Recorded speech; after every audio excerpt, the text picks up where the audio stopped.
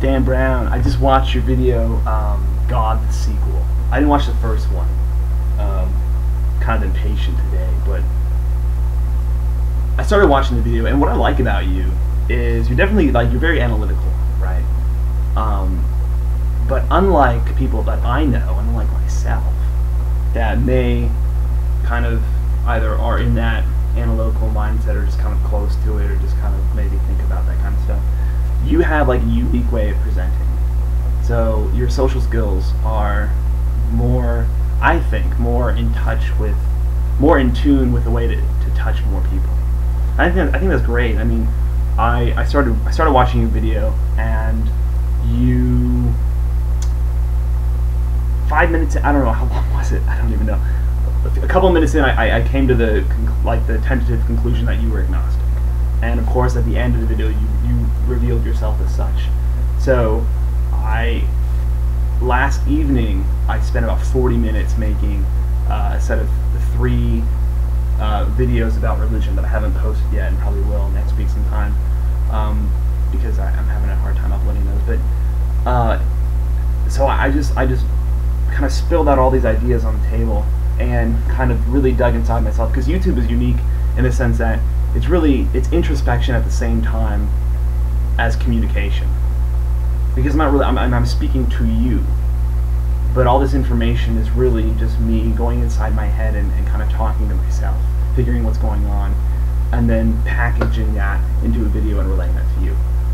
It's not like a dialogue, back and forth conversation that we would normally think of, and I kind of like that. I don't, but I think because in real life it's more difficult to have introspection and communication at the same time. Like it's I don't really even know if that happens. But anyway, so I started thinking about why do I consider myself agnostic, and what are my plans for the future. And one thing you didn't touch on in your video is the root reason for why you're agnostic. And it might seem kind of obvious, and you hinted at the same reason that I consider myself to be agnostic, is that you don't really necessarily suspect that you as a human being have the capability to gain absolute knowledge. Therefore, you can't make an absolute statement. This is or this isn't. And that's kind of what I deem to be true. However, if you do look at prophets that claim to hold truth as revealed to them by God, they all give you a method on how to be like them, whether it's Jesus or Muhammad or Buddha. And that method is meditation/prayer, which may very well be the same thing, I think. Who knows? So looking into that, and then combining that with some theories put forth by like Carl Jung, Edgar Casey, the collective unconscious, or just like the pool of information that holds all experience from infinite perspectives in the past, present, and future. All that has been experienced, all that is being experienced, and that will be experienced. Then it seems possible to use that method of meditation/prayer to tap into that and gain some form of absolute knowledge. Of course, at the same time, let's say you do gain that.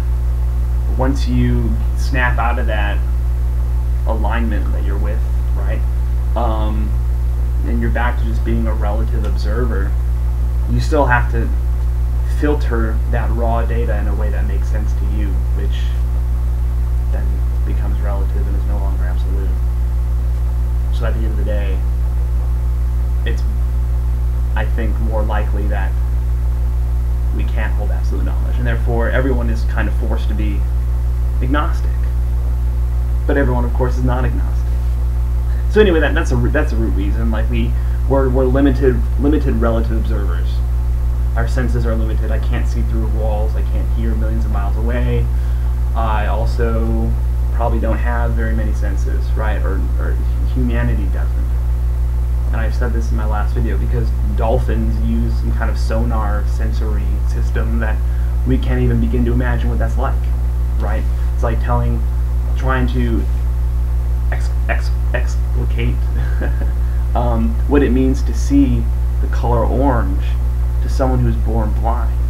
I mean, so because different perspectives on the same information give you new information, there's no way that we, as beings with limited perspective, can make absolute statements if we don't have all the information. And that's why I'm agnostic. So my question to you is more in that line of thought, or a completely different line of thought, but within the same context of what are the root reasons for you being agnostic? Whether it has to do with what I said, my line of thought of being a limited human being, or something else. But at the end of the day, we are both agnostic, we both don't know.